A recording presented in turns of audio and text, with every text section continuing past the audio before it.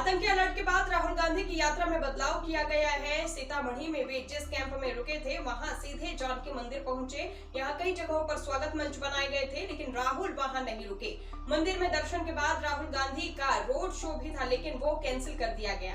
राहुल गांधी अब open jeep की जगह बंद गाड़ी में चल रहे हैं। राहुल गांधी को 12 बजे मोतिहारी पहुंचना था, लेकिन वो 11 बजे ही यहाँ पर पहुंच गए हैं। राहुल अब बीच में कहीं नहीं रुक रहे हैं। वोटर अधिकार यात्रा के 12वें दिन कांग्रेस नेता राहुल गांधी ने सीतामढ़ी के रीगा चौक पर जनसभा की। उन्होंने कहा, ये सिर्फ वोट अधिकार यात्रा नहीं है, ये आपके अधिकार की यात्रा है। लोकसभा चुनाव के बाद 1 करोड़ नए वोटर महाराष्ट्र विधानसभा चुनाव में जुड़ गए।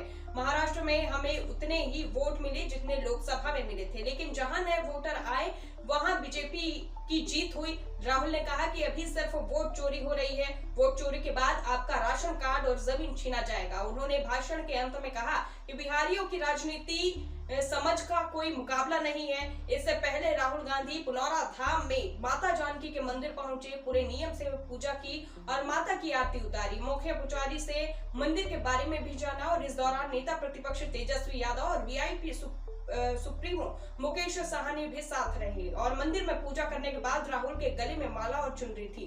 मंदिर में पत्रकारों ने राहुल से बात करनी चाहिए, लेकिन वो बिना कुछ कहे आगे बढ़ गए। वहीं बीजेपी के द्वारा तेजस्वी को राम विरोधी कहने पर नेता प्रतिपक्ष ने कहा, धर्म पर राजनीति नहीं होनी चाहिए, सबकी अपनी अपनी आस्था है। हिमाचल प्रदेश में लगातार बारिश के कारण जनजीवन बेहाल है। बुधवार रात कई जगह भारी बारिश से चंडीगढ़ मनाली हाईवे पर लैंडस्लाइड हुई। राज्य के 3 जिलों में 2000 से ज्यादा टूरिस्ट फंसे हैं। राज्य में बाढ़ और बारिश की घटनाओं में अब तक 310 लोगों की मौत हो चुकी है। 369 लोग घायल हैं और 38 लोग लापता है।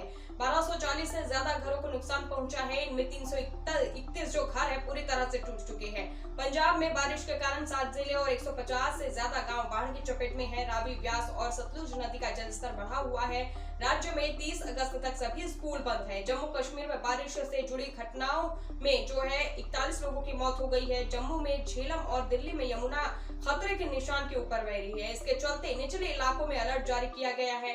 वहीं मध्य प्रदेश उज्जैन में जो है शिप्रा का जलस्तर बढ़ने से रामघाट के पास स्थित मंदिर डूब गए हैं और एसडीआरएफ की टीम ने कहा है कि भारी बारिश के कारण शिप्रा का जलस्तर बढ़ गया है। ऋषि पंचमी के कारण आज श्रद्धालुओं की भीड़ भी है। हम श्रद्धालुओं से अनुरोध कर रहे हैं कि वे गहराई में न जाएं और किनारे पर बैठकर ही स्नान करें, क्योंकि जल स्तर काफी ऊपर है।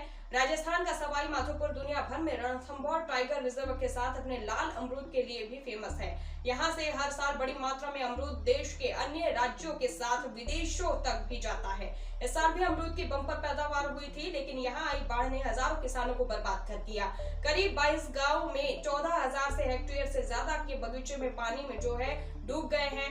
किसानों का दावा है कि 20 दिन की बारिश में करीब 4 करोड़ के अमरूद बह गए हैं और रेलवे अधिकारियों ने जम्मू संभाग के कुछ हिस्सों में अचानक आई बाढ़ और बादल फटने की हुई रुकावट के बाद फंसे यात्रियों की जम्मू से दिल्ली तक आवाजाही को सुगम बनाने के लिए विशेष ट्रेन एक व्यवस्था की है। ट्रेन आज 11:30 बजे जम्मू रेलवे स्टेशन से रवाना होगी। भाखड़ा बांध का जलस्तर 1680 फीट तक पहुंच गया है, जो गोविंद सागर झील के खतरे के निशान के अभी भी 8 फीट नीचे है। एहतियात के तौर पर पानी के बहाव को नियंत्रित करने के लिए बांध के सभी 4 गेट भी खोल दिए गए हैं। जम्मू कश्मीर के बांदीपोरा जिले के गुरेज सेक्टर में गुरुवार को भारतीय सेना और स्थानीय पुलिस के आतंकियों के साथ मुठभेड़ हुई। बता दें कि जवानों ने 2 आतंकियों को मार गिराया। भारतीय सेना ने एक्स पर बताया कि उन्हें आतंकियों के घुसपैठ की खुफिया जानकारी मिली थी। इसके आधार पर भारतीय सेना और जम्मू कश्मीर पुलिस ने ज्वाइंट ऑपरेशन शुरू किया। इस दौरान आतंकवादियों ने अंधाधुंध गोलीबारी शुरू कर दी और जवानों ने जो है जवाबी कार्रवाई में 2 आतंकवादियों को मार गिराया। वहीं ऑपरेशन जारी है। इससे पहले 2 अगस्त को जम्मू कश्मीर में कुलगाम जिले के जो है अखल देवसर इलाके में सुरक्षा बलों के साथ मुठभेड़ में लश्कर-ए-तैयबा के 3 आतंकवादी मारे गए थे। बता दें कि सेना ने आतंकियों के खिलाफ 1 अगस्त को ऑपरेशन अखल शुरू किया था, जो 12 दिनों तक चला था। इसमें 2 जवान भी शहीद हुए थे। वहीं आपको बता दें कि 22 अप्रैल को पहलगाम आतंकी हमले के बाद जम्मू कश्मीर में 7 अलग अलग मुठभेड़ों में अब तक 23 आतंकवादी मारे गए हैं। आज मारे गए 2 आतंकियों की पहचान सामने नहीं आई है। अन्य 21 में से 12 आतंकी पाकिस्तानी नागरिक थे, जबकि 9 स्थानीय थे। जम्मू कश्मीर में 22 अप्रैल से 1 अगस्त तक 6 मुठभेड़ श्रीनगर से लगभग 70 किलोमीटर दूर कुलगाम में ऑपरेशन अखल नामक एक ऑपरेशन चलाया गया।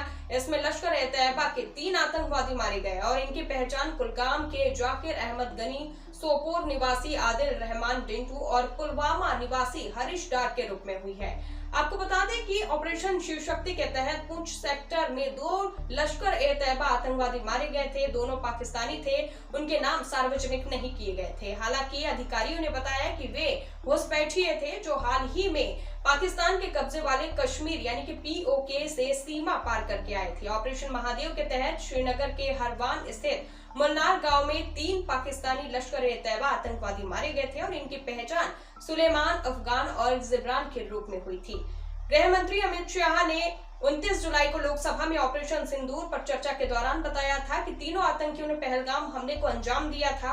पहलगाम हमले के बाद भारतीय सेना ने 7 मई को रात 1:30 बजे पाकिस्तान के कब्जे वाले कश्मीर में आतंकियों के 9 ठिकानों पर एयर स्ट्राइक की थी। इसमें आतंकी संगठन लश्कर-ए-तैयबा को हेडक्वार्टर और जैश-ए-मोहम्मद के मुखिया मसूद अजहर का ठिकाना भी शामिल था। इसमें 100 से ज्यादा आतंकवादी मारे गए थे।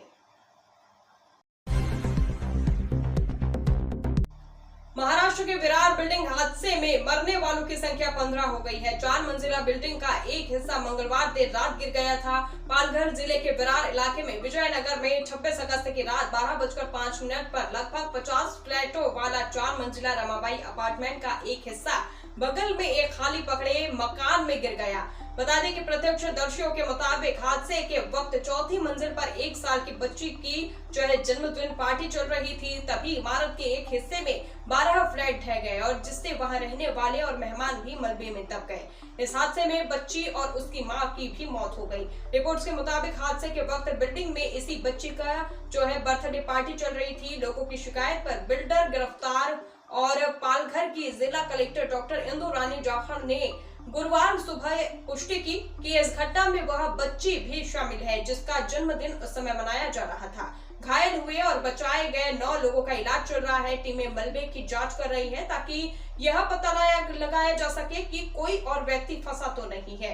वहीं स्थानीय लोगों ने बिल्डर और अधिकारियों पर लापरवाही का आरोप लगाया है। लोगों ने मांग की है कि जांच की जाए और अनाधिकृत बिल्डिंग इतने सारे निवासियों को कैसे रहने दिया गया। वहीं VVMC की शिकायत पर पुलिस ने बुधवार को बिल्डर को गिरफ्तार कर लिया है। आसपास की चौल भी खाली कराई गई है। जिला आपदा प्रबंधन अधिकारी विवेकानंद कदम ने बताया कि 2012 में निर्मित रमाबाई अपार्टमेंट में 50 फ्लैट्स हैं और ढहे हुए हिस्से में 12 अपार्टमेंट थी। एहतियात के तौर पर इमारत के आसपास की सभी चौल खाली करा दी गई है और लोगों को सुरक्षित स्थानों पर पहुंचाया गया है। वहीं वसई विरार नगर निगम के अतिरिक्त आयुक्त संजय हिरवाड़े ने कहा कि निवासियों का कहना है कि 2 लोग लापता हैं और उन्हें खोजने के लिए बचाव अभियान जारी है। प्रभावित परिवारों को चंदनसर समाज मंदिर में अस्थायी रूप से रखा गया है। उन्हें खाना, पानी, चिकित्सा सहायता और बाकी जरूरी सेवाएं भी दी जा रही। यह बड़ी खबर बता दें, जहां मुख्यमंत्री डॉक्टर मोहन यादव ने इशारों में प्रदेश कांग्रेस अध्यक्ष जीतू पटवारी को शराबी कह दिया। वे महिलाओं की शराब पीने वाले जीतू पटवारी के बयान पर बोल रहे थे। सीएम ने कहा कि पता नहीं कहां के आंकड़े ले आए, खुद की उतरी नहीं होगी रात की। सीएम के बयान पर पटवारी ने कहा कि मैं इसे पूरी विनम्रता से अस्वीकार करता हूं। दरअसल सीएम डॉक्टर मोहन यादव बुधवार को उज्जैन के गोपाल मंदिर के सामने रीगल टॉकीज की जगह बनने वाले कॉमर्शियल कॉम्प्लेक्स और पार्किंग का भूमि पूजन करने पहुंचे थे। यहां उन्होंने जीतू पटवारी के बयान पर कहा, कोई कहता है कि बहने पैसा मिल गया तो दारू पीती है, शर्मानी चाहिए, डूब मरना चाहिए।